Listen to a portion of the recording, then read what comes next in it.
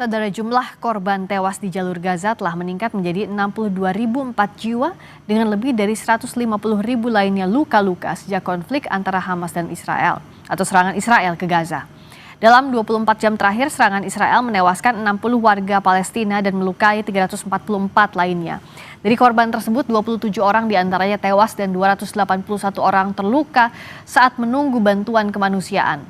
Ribuan warga Palestina melarikan diri dari bagian utara kota Gaza ke bagian barat dan selatan kota Gaza, seiring meningkatnya kekhawatiran serangan darat dari Israel.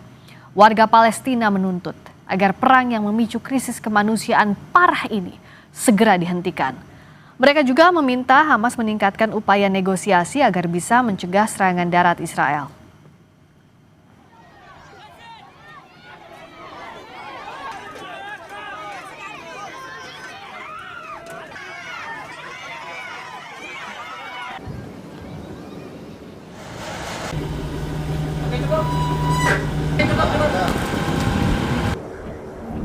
Satgas Garuda Merah Putih II menerjunkan bantuan logistik penting melalui operasi airdrop di langit Gaza.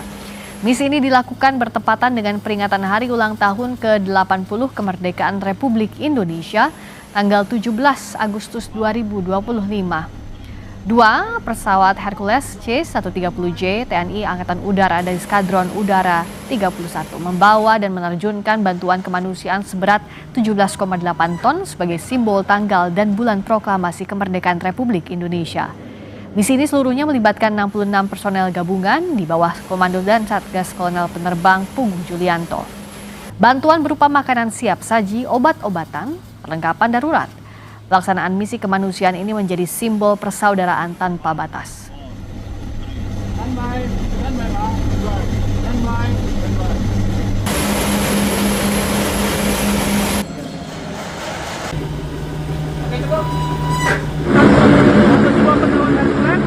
Baru saja mendarat setelah misi airdropping pertama ke Gaza, Palestina selesai.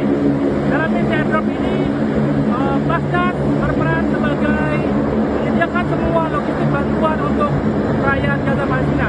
Mudah-mudahan di sorti berikutnya kita bisa kembali memberikan bantuan kepada rakyat Gaza Palestina.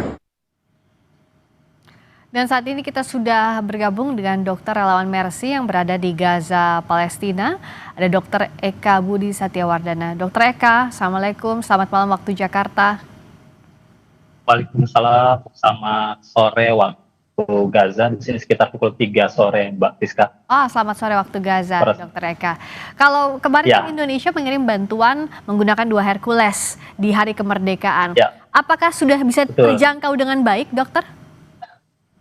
Ya, alhamdulillah dari rakyat Gaza mengapresiasi dan gembira dengan bantuan tersebut gitu.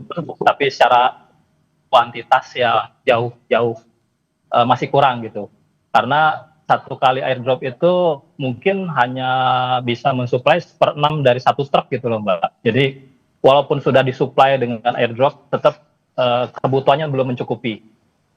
Oke, jadi kalau yang saat kemarin airdrop itu bisa diterima di wilayah mana saja dan apa saja yang sudah diterima dengan baik, dokter?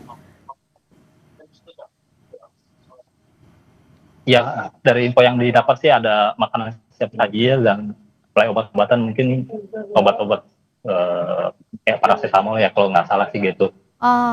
Tapi tetap jumlahnya jauh masih kurang gitu loh, Mbak. Karena kalau dibandingkan dengan masuk gitu ya, itu satu kali airdrop paling per 6-nya ya gitu. Jadi tetap masih kurang gitu. Ya kalau memungkinkan airdropnya banyak gitu ya, tapi kayaknya nggak mungkin. Karena mahal ya. Dan juga terbatas ya, sekali angkut begitu, dokter. Bisa dijelaskan bagaimana sekarang kondisi warga di Gaza, dokter Eka? Apakah bantuan masih betul-betul diblokade oleh militer Israel? Ya, informasi yang kami dapat dari tim lokal kami dan penduduk lokal memang tetap masih boleh masuk gitu, tapi ada pembatasan gitu. Jadi pihak penjajah satu kali masuk mungkin cuma bisa 4-6 truk gitu. Dan itu hanya dibatasi hanya jam 6 atau jam 9 malam gitu. Dan masuk itu ya tadi karena saking kelaparannya ya penduduk itu berebutan dan hanya di waktu sekian 5 menitan, 10 menit dari itu melanggar, kemudian ya terjadilah pemboman dan penembakan. Ya. Jadi hampir tiap sore sampai tengah malam kita masih sering terima pasien penembakan dan pengeboman. Jadi penembakan, pengeboman terhadap warga yang mencari bantuan itu masih terjadi sampai saat ini ya Dokter Eka? Masih. Apa yang bisa Masih ada, dilakukan saat ini? Apakah memang pejuang di sana membantu untuk setidaknya menghalau serangan dari militer Israel atau seperti apa? Atau tidak ada yang bisa dilakukan selama ini? Kalau untuk informasi itu saya kurang begitu paham Mbak ya gitu, apakah memang dari sisi pejuang melakukan istilahnya pengamanan gitu, tapi kami nggak tahu informasi itu. Tapi yang terjadi adalah penduduk yang mencoba mencari bantuan itu hanya diberi waktu sekian menit ya, antara 5 sampai 10 menit. Lebih dari itu dianggap melanggar karena itu kan masuk daerah red zone ya. Karena truk itu nggak sampai ke tengah kota Mbak, hanya paling di pintu border masuk gitu ya, ditentukan daerahnya, penduduk sudah kelaparan ya, merubung truk, ya supir truk juga nggak bisa maju lagi, ya udah habis di situ. Tapi karena dianggap itu red zone ya udah Ya, banyak terjadi korban penembakan dan pengeboman. karena saya yakin tidak hanya di Indonesia tapi di berbagai belahan dunia hancur hatinya setiap Pasti. melihat warga yang mencari bantuan kelaparan tapi harus ditembaki dengan tanpa belas kasih oleh militer Ya, Israel. betul. Nah, apa yang bisa dilakukan saat ini untuk relawan? Ya. Karena pasti kan terbatas juga ya untuk mengobatinya, sementara korban yang jatuh setiap harinya terus berdatangan, dokter. Betul, kami sendiri di rumah sakit juga sudah mulai kekurangan banyak logistik medis ya Mbak ya. Kayak untuk obat anestesi, kemudian bed untuk ruang perawatan juga masih penuh gitu. Sehingga banyak pasien yang kemudian datang berobat itu ya ngampar gitu ya di ruang IGD gitu. Bahkan di ruang perawatan pun karena sudah melebihi kapasitas ya di gang-gang cuma beralaskan kasur gitu ya. Iya. Mereka ditempatkan di situ gitu. Iya, di belakang dokter Ya, itu kan rumah sakit gitu. Syifa ya dok ya. Betul. Kondisinya seperti apa di sana? Apakah masih bisa menerima pasien? Karena banyak juga bangunan yang hancur, sangat terlihat di belakang dokter itu bangunan yang saja sudah hancur, bagaimana dengan di dalamnya? Betul, jadi yang di belakang saya ini rumah sakit Syifa, itu ada kalau nggak salah 6 lantai ya. Itu pusat untuk tindakan operasi dan ruang perawat. Semua bangunan di belakang saya itu udah nggak bisa dipakai Mbak gitu. Jadi sudah rusak berat, tidak bisa dipaksakan juga untuk jadi ruang perawatan. Tapi ada beberapa bangunan di belakang yang mungkin nggak tertangkap kamera, itu masih bisa dipakai gitu. Jadi itu yang dijadikan tempat perawatan gitu. Jadi bahkan gedung untuk kesehatan ibu anak itu yang tadinya untuk menolong wanita bersalin, kemudian Iya. pasien anak-anak itu kita pindahkan semua. Jadi semua kompleks rumah sakit ini hanya berpusat untuk penanganan bedah saja. Sedangkan untuk penyakit dalam anak-anak itu dipindahkan ke rumah sakit.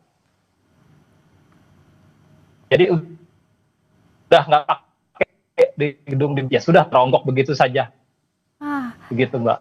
Betul-betul kalau kita lihat dalam kondisi perang pun semestinya kan nilai-nilai kemanusiaan, soal hal kesehatan, tenaga medis dihargai, tidak demikian di Gaza. Dok, terlebih lagi begini, karena kan Israel juga terakhir mengklaim bahwa akan ada relokasi warga Gaza sepenuhnya akan dikosongkan. Bagaimana saat ini warga mendapatkan informasi ini? Apakah sudah sampai? Apa yang dilakukan relawan juga warga di sekitar sana, Dok? Untuk informasi pemindahan lokasi seluruh penduduk kota Gaza ke selatan itu sudah diterima semua oleh penduduk lokal gitu. Dan kami mencari informasi mereka 100% tidak mau pindah. Kami tetap di sini kalaupun harus meninggal di sini, tewas di sini, mereka sudah menerima itu. Mereka sudah lelah, mereka sudah putus asa karena kalau pindah ke selatan itu seperti waktu awal. Tetap saja mereka harus berkorban waktu, nyawa, harta benda gitu ya. Padahal di sana juga nggak ada apa-apa gitu. Jadi mereka lebih baik tetap ini.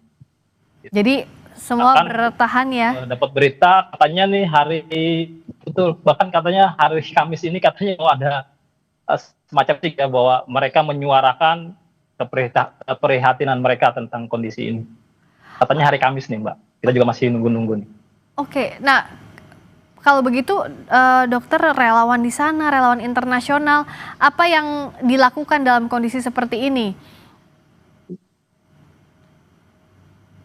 Ya, kalau untuk kami relawan internasional tetap masih bertugas seperti biasa walaupun ada isu akan ada penyerangan besar-besaran ya.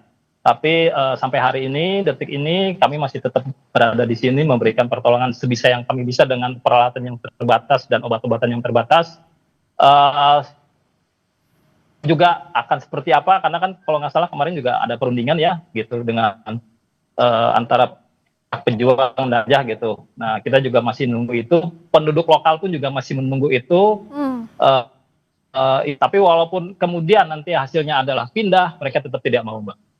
Oke, tapi yang jelas sekarang tidak ada relawan baru yang bisa masuk, yang ada di Gaza itulah yang bisa bertahan. Betul. Begitu ya, dokter ya? Sepertinya gitu Mbak, ini kalau nggak salah tinggal Mercy aja nih kayaknya. Oh tinggal Mercy. Tim relawan yang internasional tadi pagi kayaknya udah pada keluar semua. Nggak tahu ya di pos yang lain ya gitu, di rumah sakit lain saya nggak tahu.